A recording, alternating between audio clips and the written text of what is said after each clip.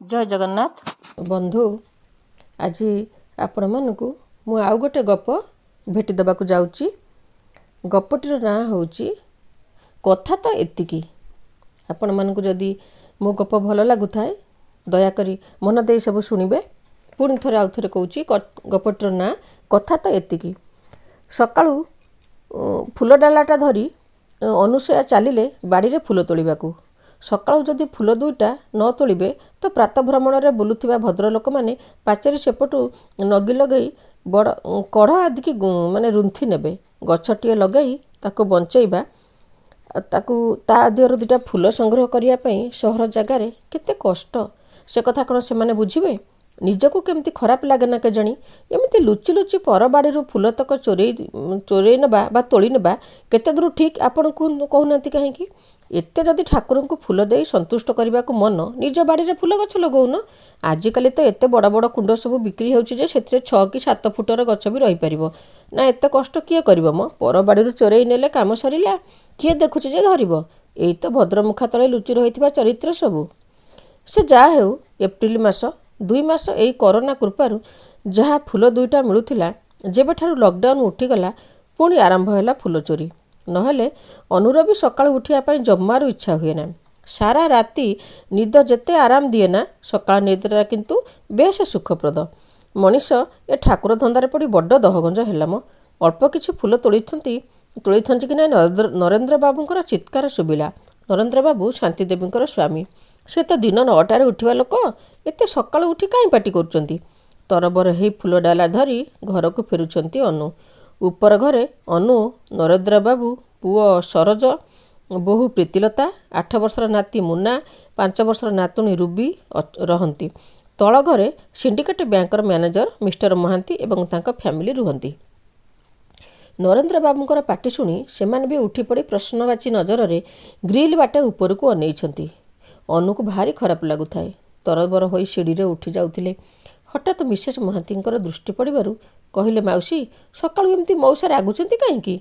आमे रहिबा दिनरु मौसांक पाटी सकाळु केबे शुणिनु तो किए कोन गोटे भांगी देइछि सेति पई तो रागुचंती आउ। अनु किछि न कही तरबर होई उठीगले सीढ़ी रे। घर भीतर को पशु पशु जहाँ देखिले पाद सेठी स्थिर होईगला। ड्रॉइंग रूम रे पुओ सरोज मुंडरे हाथ देई बसिछि। बोहू प्रीति अपराधींक परी डोर को आउजी पाद आंगुली को चाही भूमि रे गार काटुछि। हाथ रे झाड़ू धरी कामबाली फूल काठ खंडे परी छिड़ा होइछि गोटे कोण को। आउ पति परमेश्वर बसिछंती सिंगल सोफा उपरे गोड़ उपरे गोड़ रखी गर्जन छाड़ुछंती जे रास्ता जाए शुभुथिबो।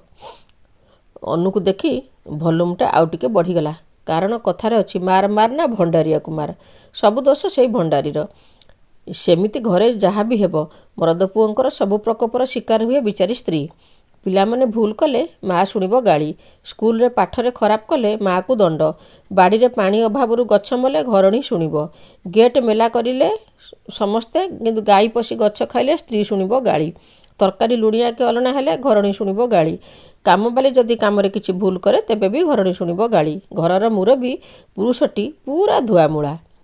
से जा हेउ अनु को देखु देखु बरसी गले नरेंद्र बाबू। स्वामी पछे चुली को जाऊ ठाकुर को संतुष्ट करूथा।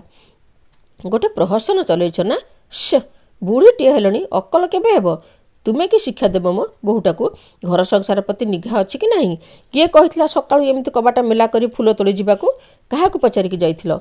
एठी गोटे मनमुखी शासन चलैछ बेमुरीबा हो जाइछ बुझिलो। एठी मुरबी बोली मानुथिले सिना आज एमिति भांगी न थांता। अनु किछि बुझी पार न थाए कौन भांगिला किए भांगिला केमिति भांगिला। बहु प्रीति तो उठिबा बेलकू सकाळु 8टा। सहजे लॉकडाउन रे नाती नातुणी को स्कूल छुट्टी बोली दिने दिने 9टारे उठे।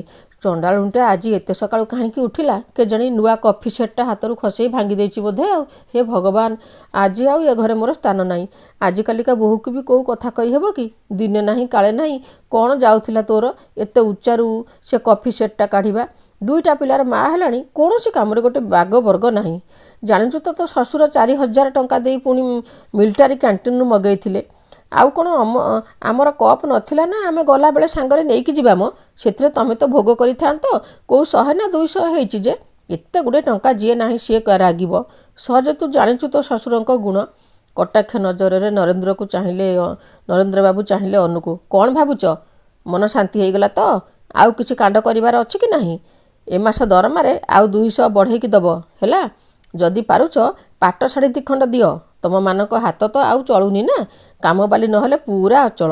ଶଳା, ମୋ ପିଲାଦିନରୁ ଆଜି ଯାଏ ଦେଶପ୍ରେମୀ 10 ପ୍ରାଣୀ କୁଟୁମ୍ବକୁ ଚୁଲି ଜାଳି ରାନ୍ଧି ବାଢ଼ି ଖୁଆଇ ପିଆଇ ଧାନ ଉଷା ଶୁଖା ଶାଶୁ ଶ୍ୱଶୁରଙ୍କ ସେବା, ପୁଣି କୂଅରୁ ପାଣି କାଢ଼ି ଚଳିବା, 5 ପିଲାକୁ ଢିଙ୍କିରେ ଧାନ କୁଟି ଖୁଆଇବା ମୋ ମା ମଣିଷ କରିଥିଲା।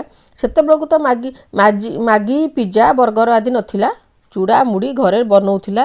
ସିଏ ତ କାହିଁକି କାମବାଲି ରଖିନଥିଲା? ତମ ଗଣ୍ଡିକୁ ଏତେ ବାଧୁଛି କାହିଁକି? ଗ୍ୟାସ୍ରେ ରାନ୍ଧୁଛ, ମଟର ସୁଇଚ୍ ମାରିଲେ ପାଣି, ବସ୍ତା ଖୋଲିଲେ ଚାଉଳ, ତଥାପି କାମବାଲି ଦରକାର। ଏଥର ଅନୁ ବୁଝିପାରିଲା। ଆରେ ଆରେ, ଏଇ ସତ୍ୟାନାଶୀ ଫୁଲ ହିଁ କ'ଣ ଭାଙ୍ଗିଛି। ମୁଁ ମିଛରେ ମୋ ବୋହୂଟା ନାଁରେ କେତେ କ'ଣ ଭାବି ଯାଉଥିଲି ଲୋ।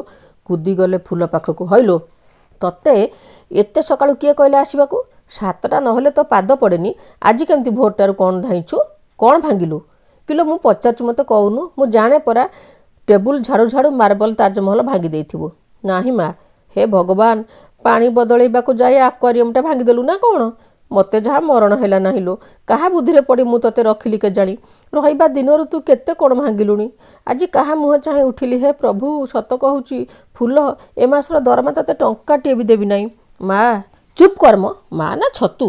ଆଉ କିଛି ପାରିଲୁନି ଭାଙ୍ଗିବାକୁ? ତୋତେ କେତେ ଥର ମନା କରିଛି, ଆକ୍ୱାରିୟମ ପାଣି ମୁଁ ବଦଳେଇବି, ତୁ ହାତ ମାରିବୁନୁ। ମୁଁ ଭାଙ୍ଗିନି ମା। ଭାଙ୍ଗିନୁ? ପୁଣି ମୁହଁ ପକାଉଛୁ। ଆଉ କ'ଣ ଭାଙ୍ଗିଛୁ ଲୋ? ଟେବୁଲ ଉପରେ ସେ କାଚର ଟେବୁଲ ଘଡ଼ିଟା ପକେଇ ଭାଙ୍ଗିଦେଲୁ କି? ଆରେ ସେଇଟା ପରା ତୋ ବାବୁ ରିଟାୟାର୍ଡ ସମୟରେ ତାଙ୍କୁ ତାଙ୍କ ସାଙ୍ଗମାନେ ଦେଇଥିଲେ। ତୋତେ 1000 ଥର କହିଛି ତାକୁ ଟିକେ ସାବଧାନରେ ପୋଛିବୁ। କ'ଣ କଲୁ ତୁ? ଆଉ କ'ଣ ସେ ଜିନିଷଟା ମିଳିବ? ଫୁଲ ହାତରୁ ଝାଡ଼ୁଟା ଛଡ଼େଇ ଆଣି ଅନୁ କହିଲା, ବାହାରେ ଘରୁ, ତୋର ଆଉ ଦରକାର ନାହିଁ ଏ ଘରେ କାମ କରିବା। ମୁଁ ଏଣିକି ମୋ କାମ ନିଜେ କରିବି।